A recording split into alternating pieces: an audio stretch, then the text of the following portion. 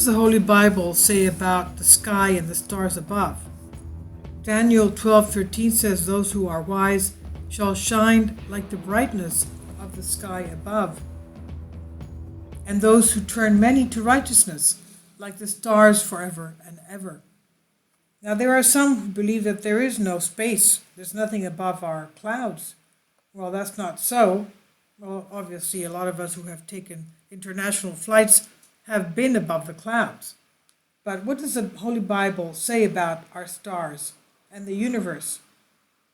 1 Corinthians 15:41, "The sun was one kind of splendor, the moon another, and the stars another, and stars differ from star in splendor." So the sun has its own splendor, the moon another, and stars differ from each other. Amos 5:8 says, "He who made the Pleiades and Orion, who turns midnight into dawn and darkens day into night, who calls for the waters of the sea and pours them out over the face of the land, the Lord is his name." So here they even name the constellations of the stars, Pleiades and Orion. And Orion's belt, we know that. Okay, we know about Orion's belt above and below. Somehow the ancient Egyptians built the pyramids of Giza aligned with Orion's constellation. Now Daniel 12:3, "Those who are wise will shine like the brightness of the heavens, and those who lead many to righteousness like the stars forever and ever." Deuteronomy 4:19, "And when you look up to the sky and see the sun, the moon, and the stars, and all heavenly array, do not be enticed into bowing down to them and worshiping things that the Lord your God has apportioned to all the nations under heaven." Isaiah 13:10, "The stars of heaven and their constellations will show their light. The rising sun will be darkened, and the moon will not give its light." Isaiah 40:26, "Lift up your eyes and look to the heavens. Who created all this? He who brings out the starry host one by one and calls forth each of them by name. Because of his great power and mighty strength, not one of them is missing." Job 38:7, "While the morning stars sang together and all the angels shouted for joy." This is when all the angels shouted for joy, all the morning stars sang together, when, of course, our Lord God created humankind. Matthew 2:2, "And asked, 'Where is the one who has been born King of the Jews? We saw his star when it rose and have come to worship him.'"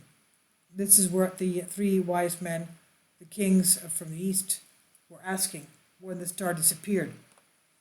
Philippians 2:15, "So that you may become blameless and pure, children of God without fault in a warped and crooked generation. Then you will shine among them like stars in the sky." Psalm 8:3, "When I consider your heavens, the work of your fingers, the moon and the stars which you have set in place." Psalm 19:1, "The heavens declare the glory of God, and skies proclaim the work of his hands." Psalm 136:9, "The moon and stars to govern the night, his love endures forever." Psalm 147:4, "He determines the number of the stars and calls them each by name." Revelation 6:13, "And the stars in the sky fell to earth as figs drop from a fig tree when shaken by a strong wind."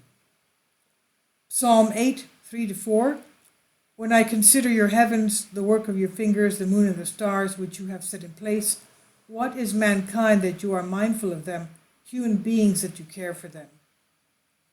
Genesis 1:14-18, "And God said, 'Let there be lights in the vault of the sky to separate the day from the night, and let them serve as signs to mark sacred times and days and years. And let them be lights in the vault of the sky to give light on the earth.' And so it was.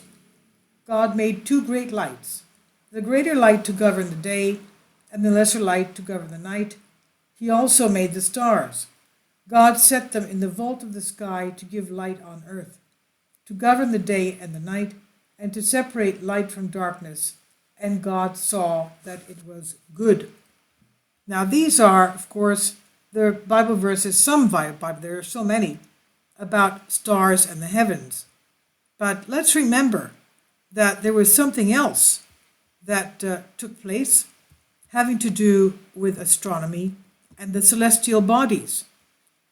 Joshua 9:11, who made the sun stand still and the moon to stop. Joshua 10:13, and the sun stood still and the moon stopped until the nation took vengeance on their enemies. Joshua 10:13 says, and the sun stood still and the moon stayed until the people had avenged themselves upon their enemies. Is it not written in the book of Jasher? So the sun stood still in the midst of heaven and has not gone down about a whole day. This is according to King James Version.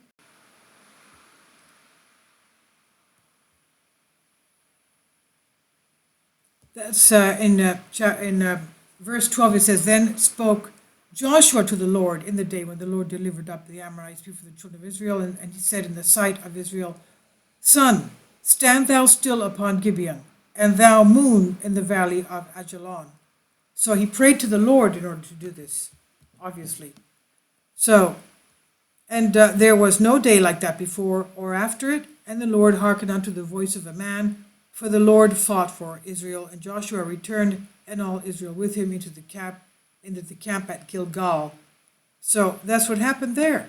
We know that prayer is very strong, and we know that mankind can pray, and this is what Mind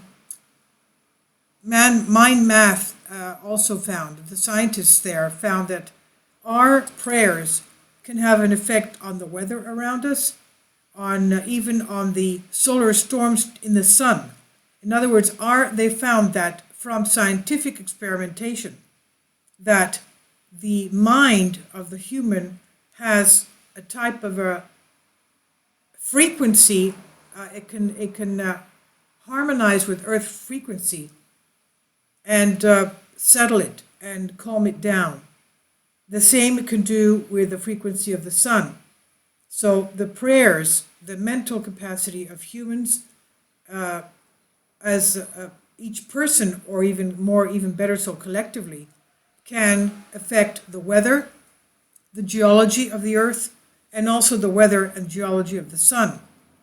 And this is really fascinating because we do have this happening in the Old Testament, Joshua 10. And anyway, this is something that I want you to comment on. There are people that believe, unfortunately, that we don't have space. I don't know where they get the idea from. One of the people that commented on one of my videos said that if you are a Christian, you can't believe that space exists. No, we have here the fact that space does exist. And we have the sun, the moon, and the stars given to us to govern the day and night, to separate light from darkness, and God saw that it was good. That's what he made for us. We can't question why God did this, but he did. It was for our benefit. So I'll leave links below for you for this. Please leave your comments, and thank you for your support. I want to make a correction. It's Heart Math, and I'll leave a link below for you for the articles. One of them, for example, showing geomagnetic fields and solar activity affect human nervous system functions, but you can also find articles that say that even our prayers and our meditation can affect the reverse. In other words, we can settle the storms on Earth, storms on the sun. So you'll find a lot of interesting articles there as well.